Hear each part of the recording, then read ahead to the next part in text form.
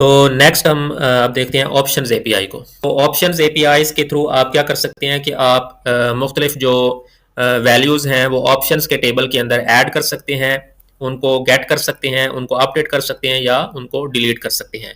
और settings API के साथ आप इस ऑप्शंस की एपीआई को इस्तेमाल करके आप अपने जो सेटिंग्स के पेजेस हैं उनको ऐड कर सकते हैं या डिफाइन कर सकते हैं। Where these options are stored. Options are stored in WPDB dash prefix. ये यूजुअली आपका बाय डिफ़ॉल्ट WP होता है। अगर आपने कोई कस्टम सेट किया हुआ है तो वो फिर आप उसकी वैल्यू यहाँ पे यूज़ करेंगे।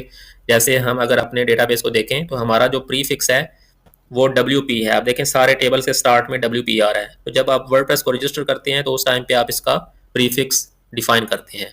बाय डिफ़ॉल्ट ये WP होता है।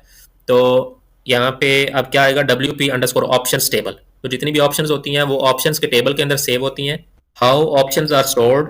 Options may be stored in the WordPress database in one of two ways, as a single value or as an array of values. तो अगर आपकी एक सिंगल वैल्यू है तो आप उसको सिंगल वैल्यू के तौर पे उसको सेव कर सकते हैं, या अगर आप मल्टीपल वैल्यूज एक सिंगल ऑप्शन के अंदर सेव करना चाहते हैं तो उस केस में आप उसको अरे बना के तो आप उसको सेव करवा सकते हैं। और अगर आपने सिंगल वैल्यू सेव की हुई है, when saved as a single value the option name refers to a single value, तो उस केस में आप जब इसको सेव करते हैं तो ये आपकी ऑप्शन का नेम है और ये उसकी वैल्यू है जो आपने सेव करवाई है। और जब आपने इसको गेट करना है तो आप सिंपली उसका ऑप्शन का नेम देते हैं, तो इससे आपको ये वाली वैल्यू रिसीव हो जाती है। और अगर आपने इसको अरे की सूरत में सेव करवाया हुआ है, अब लेट से ये हमारा एक अरे था डेटा अंडरस्कोर और का, और इसके अंदर आपने एक अरे डिफाइन किया हुआ है, ठीक है, और इस अरे को फिर आपने सेव करवाया हुआ है अपने ऑप्शंस के टेबल के अंदर, ठीक है। तो अब इस केस में जब आप अपनी ऑप्शन को गेट करना चाहेंगे तो सबसे पहले आप अपनी उस ऑप्शन को इस नेम से गेट करेंगे, गेट अंडरस्कोर ऑप्शन, और ये आपका नेम था जो आपने सेव करवाते हुए यूज़ किया था, तो इसके थ्रू आप इसको पूरे अरे को गेट कर लेंगे।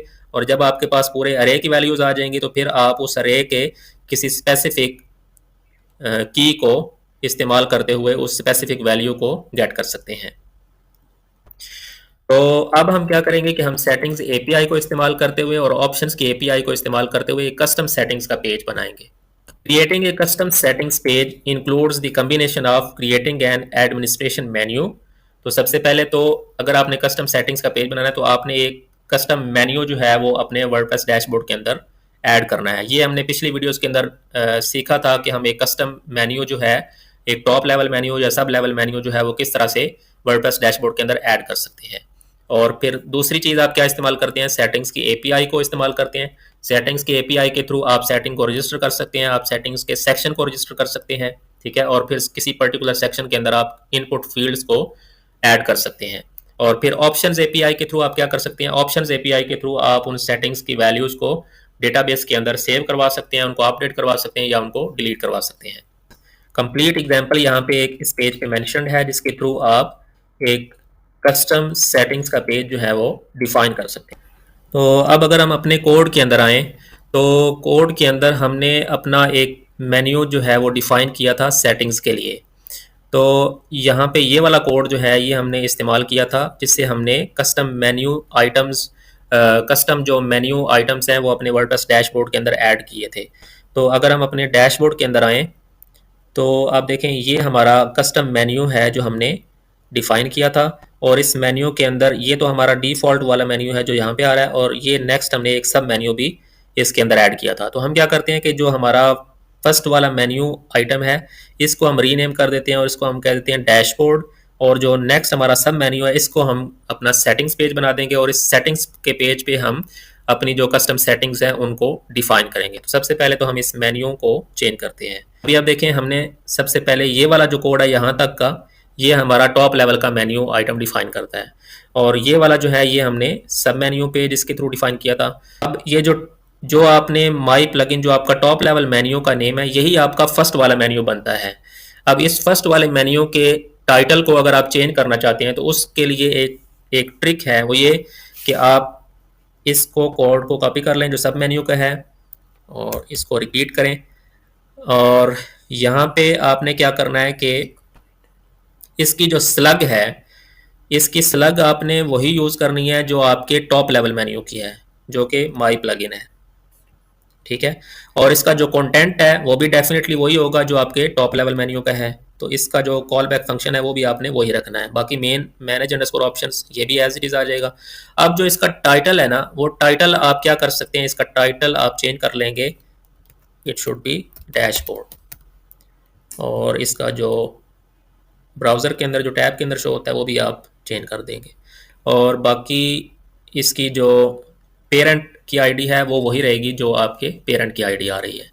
तो ये एक काइंड ऑफ ट्रिक है जिसके थ्रू आप वही जो आपका मेन मेन्यू है उसको एज अ सब मेन्यू डिक्लेयर करवा रहे हैं, लेकिन अब यहाँ पे आपने उसका जो टाइटल है वो चेंज कर दिया, इसको हमने डैशबोर्ड बना दिया। तो अब अगर आप अपने डैशबोर्ड को रिफ्रेश करें तो अब आप देखें हमारा जो पेरेंट मेन्यू है वो वही है, माई प्लगइन।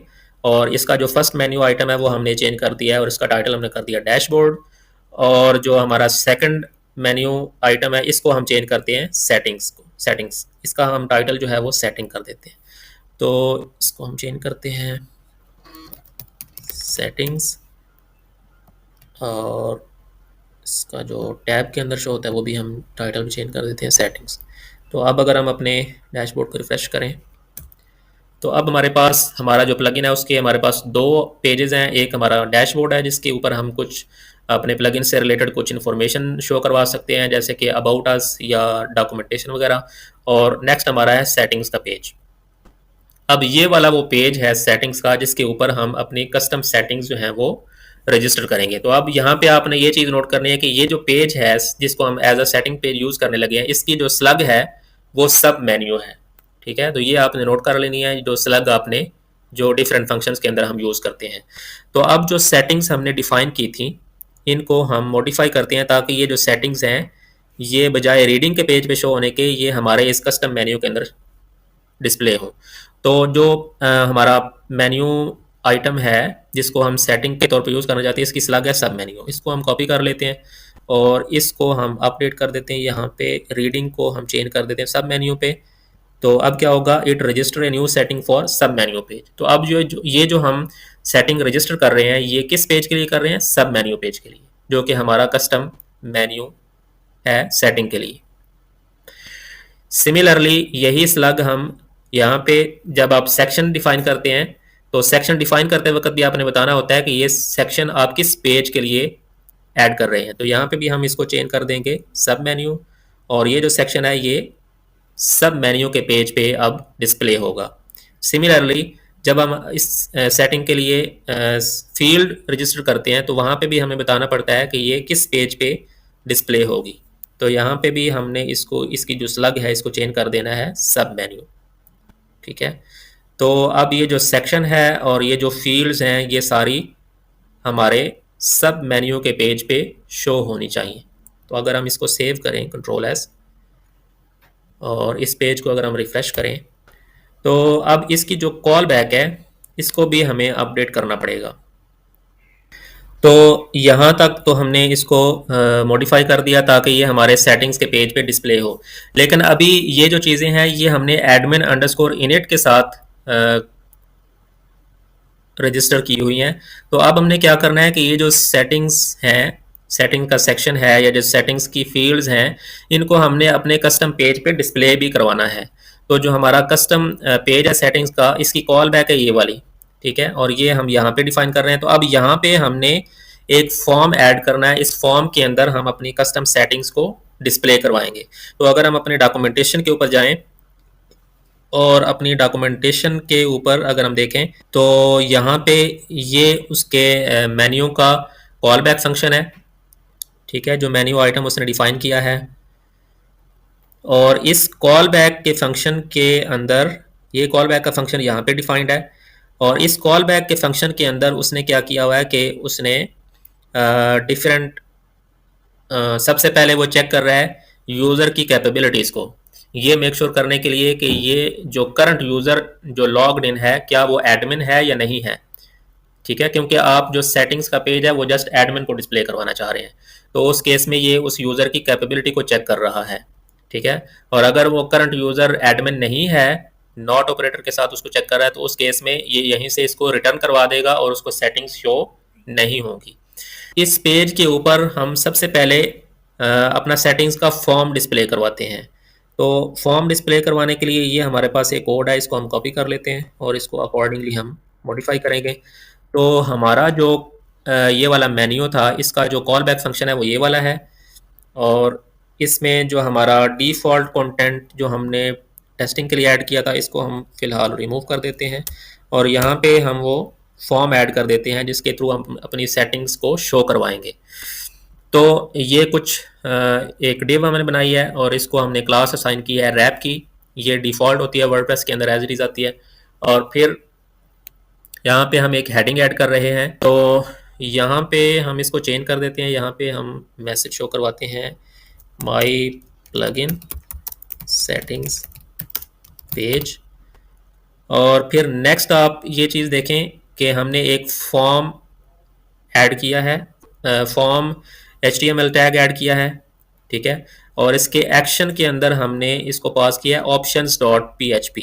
ये हमने पहले डिस्कस किया था कि जितने भी फॉर्म्स होते हैं वो हम उनकी वैल्यूज़ को सबमिट करते हैं options.php के पेज के ऊपर, और इसका जो मेथड है वो हमने पोस्ट रखा है, ठीक है। और फिर ये जो हमारा कोड है ना PHP ब्लॉक, इसमें सबसे पहले हम सेटिंग्स अंडरस्कोर फील्ड्स का फंक्शन कॉल करते हैं। सेटिंग्स अंडरस्कोर फील्ड्स का फंक्शन क्या करता है, इसकी अगर आप डिटेल्स देखना चाहें तो आप इसको देख सकते हैं। It outputs nuns action and option underscore page fields for a settings page. ये जो सेटिंग्स अंडरस्कोर फील्ड का फंक्शन है, इसको हम अपने ऑप्शंस पेज का स्लग पास करते हैं, ठीक है। और फिर एडिशनली ये क्या करता है, ये फंक्शन हमारी सेटिंग्स के लिए जो रिक्वायर्ड सिक्योरिटी रिलेटेड जो चीज़ें होती हैं जो वर्डप्रेस इस्तेमाल करता है, उनको ये आउटपुट करता है। जैसे कि नन्स है, ये सिक्योरिटी के लिए वर्डप्रेस यूज़ करता है ताकि ये मेक श्योर किया जा सके कि जो वर्डप्रेस का जो फॉर्म है ये उसी स्पेसिफिक पेज से ही सबमिट हो रहा है या किसी और जगह से सबमिट ना हो सके। तो इसके जो पैरामीटर्स हैं, इसमें ऑप्शन अंडरस्कोर ग्रुप है, ये एक ही पैरामीटर है और ये रिक्वायर्ड है। ये सेटिंग्स ग्रुप नेम, ये वो स्लग है जो आपने जब रजिस्टर करते हैं अपनी सेटिंग को। तो अगर हम कोड के अंदर आएँ और अगर आप देखें यहाँ पे हमने जब सेटिंग को रजिस्टर किया था, तो इस सेटिंग को रजिस्टर करते वक्त हमने इसको एक स्लग दी थी कि आप बेसिकली इससे बताते हैं कि आपकी सेटिंग्स का ग्रुप कौन सा है। तो ये जो हमारी स्लग है ये हम पास करेंगे अपने इस फंक्शन को। जब आप सेटिंग्स अंडरस्कोर फील्ड्स को डिफाइन करते हैं तो इसको हम अपडेट करेंगे। ये हमारे रजिस्टर्ड सेटिंग्स का ग्रुप है, ये हमने इसको पास कर दिया। तो अब ये वाला फंक्शन है, ये क्या करेगा कि यहाँ पे कुछ जो सिक्योरिटी के हवाले से जो फील्ड्स हैं जो फॉर्म के अंदर हमें ऐड करनी होती हैं, वो ये ऑटोमेटिकली ऐड कर देगा, जैसे कि नन्स है और इस तरह की चीज़ें। और फिर नेक्स्ट है हमारे पास do underscore settings underscore sections. इस फंक्शन के थ्रू हम अपने जो सेक्शंस हैं उनको इस पेज पे रजिस्टर करवाते हैं। तो जब आपने सेक्शंस अपने रजिस्टर करवाए थे ऐड सेटिंग सेक्शन के फंक्शन के थ्रू, तो इसमें हमने बताया था कि ये जो सेक्शन है ये किस पेज से बिलोंग करता है, तो उसकी हमने स्लग इसको पास की थी। तो यही स्लग जो है ये हम इस फंक्शन को पास करेंगे। तो इससे क्या होगा कि इस स्लग के साथ जितने भी सेक्शंस रजिस्टर्ड होंगे वो इस फंक्शन के थ्रू आउटपुट हो जाएंगे। तो अब इस स्लग के साथ हमने ये वाला एक सेक्शन जो है रजिस्टर किया हुआ था, तो ये वाला जो सेक्शन है जो इस स्लग के साथ रजिस्टर्ड था वो इस फंक्शन के थ्रू यहाँ पे आउटपुट हो जाएगा। तो इसकी अगर आप फंक्शन की डिटेल्स को देखना चाहें तो आप इसको देख सकते हैं। It prints out all settings section added to a particular settings page, ठीक है। तो सेटिंग्स का पेज जो है जिसकी हमने स्लग इसको दी थी, तो इस पेज के साथ जितने भी सेक्शंस रजिस्टर्ड होंगे वो सारे के सारे वहाँ पे आउटपुट हो जाएंगे। तो इसका जो पैरामीटर है इसकी अगर आप डिटेल देखें, the slug name of the page whose setting sections you want to output, ठीक है। तो हमारा जो सेटिंग्स का पेज है उसकी स्लग ये है। तो इस स्लग के साथ जितने भी सेक्शंस जो हैं वो अटैच्ड होंगे, जो इस फंक्शन के साथ आपने डिफाइन किए हुए होंगे इस फंक्शन के थ्रू, वो सारे के सारे यहाँ पे प्रिंट हो जाएंगे या आउटपुट हो जाएंगे। फिर नेक्स्ट हमारे पास एक फंक्शन है सबमिट अंडरस्कोर बटन का, ठीक है। तो ये फंक्शन सिंपली क्या करेगा कि एक आपको बटन दे देगा सेव सेटिंग्स का। तो इस पे जब आप क्लिक करेंगे तो आपका ये जो फॉर्म है ये सबमिट हो जाएगा, और जितनी भी आपकी जो फील्ड्स हैं, इनपुट फील्ड्स हैं, वो सबमिट होंगी और उनकी वैल्यूज़ जो हैं वो ऑप्शंस के टेबल के अंदर सेव हो जाएंगी। तो इसकी भी अगर आप डिटेल्स देखना चाहें तो उसी तरह आप इसको सर्च करके इसकी डिटेल्स को फर्दर रीड कर सकते हैं।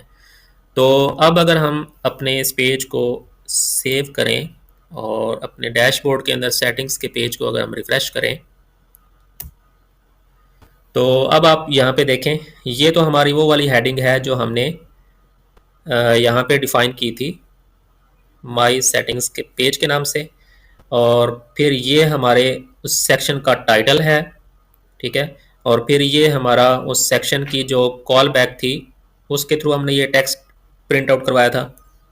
और फिर हमारी वो सेटिंग्स हैं जो हमने इस पेज के साथ रजिस्टर की हुई हैं। तो हम क्या कर सकते हैं कि इस ये जो हमारी पेज की हेडिंग है इसको हम फिलहाल रिमूव कर देते हैं, ये वाली जो हेडिंग है।